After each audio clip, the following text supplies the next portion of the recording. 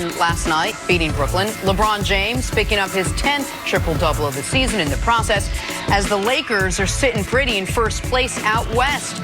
But the NBA trade deadline is quickly approaching, so as expected, LeBron was asked if the Lakers are one piece away from a championship team. We have enough right now, but it's not about, competing and worrying about June. It's about worrying about January. And if we continue to get better throughout January and then we move on to February and continue to get better, we're a really good team, but we're not a great team yet, and we shouldn't be. We're just now being put together in September, and from September to now, we're a better team. And if we continue this trend, then we'll put ourselves in a position where we can compete for a championship and have a chance. And in this league and in sports in general, all you want is a chance. Kenny, is LeBron right that the Lakers have enough right now to win a championship? I think they have enough, but I think LeBron was trying to make the point that they need to be process-oriented, not focusing on the end goal, but focusing on incremental improvement throughout the season. You're either getting better or you're getting worse. And so I look at this Lakers team. I mean, LeBron is having an outstanding year. In terms of him being able to distribute the basketball, it's a career year for him. And then Anthony Davis, I mean, Nick, you were talking about it. This guy has been playing like he's going to be Defensive Player of the Year. So, I mean, from your superstars, you're getting what it takes to be able to compete at the highest levels. But I think you're looking at the supporting cast and seeing the other guys come along, in particular Kyle Kuzma. And I think that's the piece of this equation that has yet to come around. The Lakers have been looking for a third scoring option, and he just has not developed into that guy. So it'll be interesting to see what they do with him as the trade deadline approaches. But in terms of where the Lakers are at right now, they're 5 games in the win column ahead of Utah and the next closest team. So I think that they've given themselves enough cushion in terms of being able to set this thing up where you can give your star players, LeBron James and Anthony Davis, a little bit of rest once it gets time to gear up for the postseason. I think that's going to be important considering those players' age. 100%, and they're doing it the right way and the smart way, which is you're taking the regular season seriously, not so seriously that if a guy's got an injury, you don't give him the night off, you make him play through it, but to where you can get the rest when it's most valuable, when it's closest to the postseason, and you might also get a little extra rest within the postseason because you're the 1 seed, you sweep out the 8 seed, and you get a week off while these other teams are battling amongst each other. Your point on Kuzma is an important one, and I want to address that in a moment. But first, I want to remind the audience what a massive departure this is from things we've heard from LeBron in the past. LeBron famously, 1 year in Cleveland, said publicly, we need a bleeping playmaker right before the deadline, meaning we need another ball handler. If you remember, after the Kyrie trade and then during the season, they remade that entire team, bringing in Jordan Clarkson, George Hill, all those guys.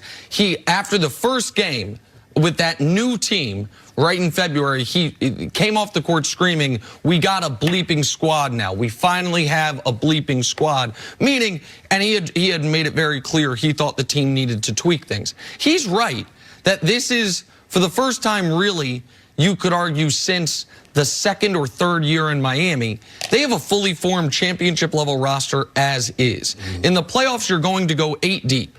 LeBron, Danny Green, KCP, Anthony Davis, center of your choosing, Dwight or JaVale, pick one of them, with a bench of Caruso, Kuzma, Bradley. There's your 8. That is assuming they are smart and they remove Rondo from the rotation, and that's without even Andre Iguodala coming over in the buyout market, which I think likely will happen, and then he'll be a 9th guy in your rotation. The question is Kuzma. Is he going to, A, mature? Because that's a real thing. Kyle Kuzma, you can't have your trainer out here saying the best player in the world doesn't work hard enough at his game, and then you seemingly co-sign it on Twitter. Like if you want to be a goofball when it comes to your hair, fine. But when it comes to real professional adult basketball, you need to grow up a bit. You also need to grow up a bit on the court. Too often this year, the Lakers are in a 2-on-1 break, but Kuzma hasn't gotten his touches. So instead of making the right basketball play, he goes himself, and it doesn't work out well. That irritates veteran teams. That irritates teams that understand we have a bigger goal in mind.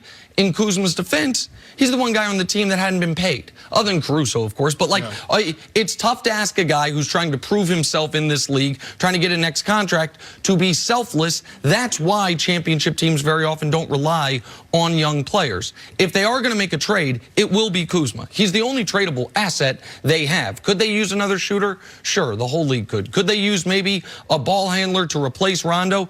Absolutely. But if they make no moves, they're the best team in the Western Conference, and the only team I believe that can throw a scare into them is the Milwaukee Bucks, who might be the best team we've seen in this league since the Warriors, well, other than the Warriors in a very long time. And so I think LeBron's right that they don't need to make a move.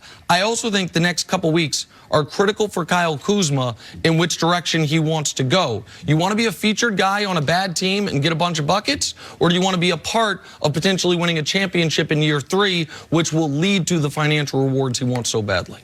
I would want the second one. I thought that was a much better option.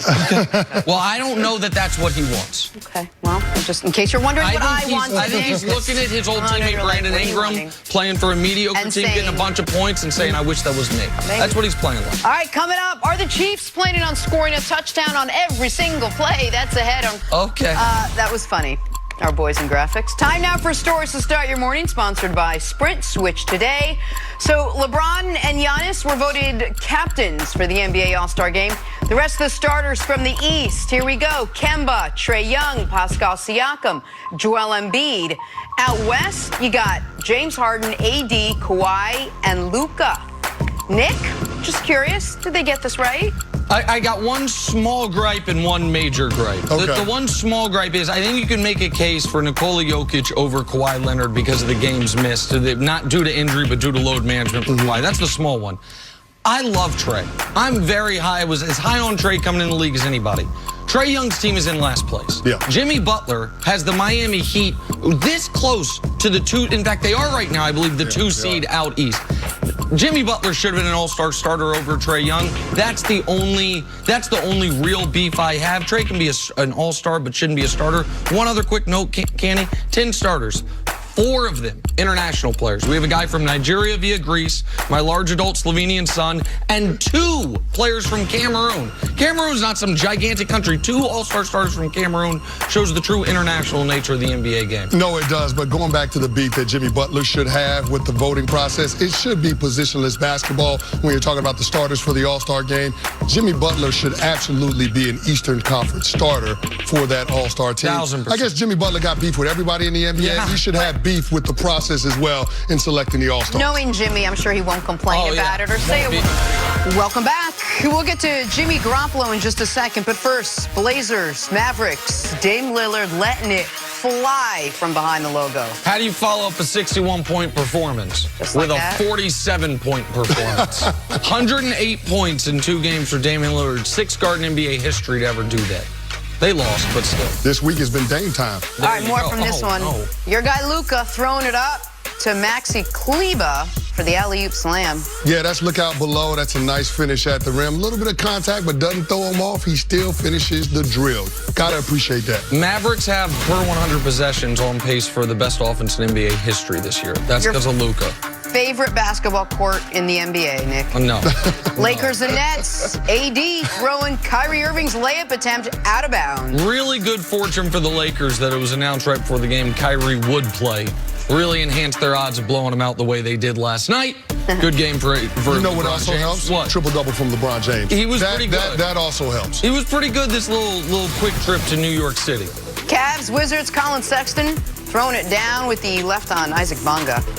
Not a whole lot to cheer for in Cleveland, but Colin Sexton is one of those bright spots for that team. Hasn't been a lot of highlights. Unfortunately, it's been a bad rap. They took a college coach and thought it would work out. Not so much. That was the big piece they got in the Kyrie Irving trade. When LeBron was like, don't trade guys.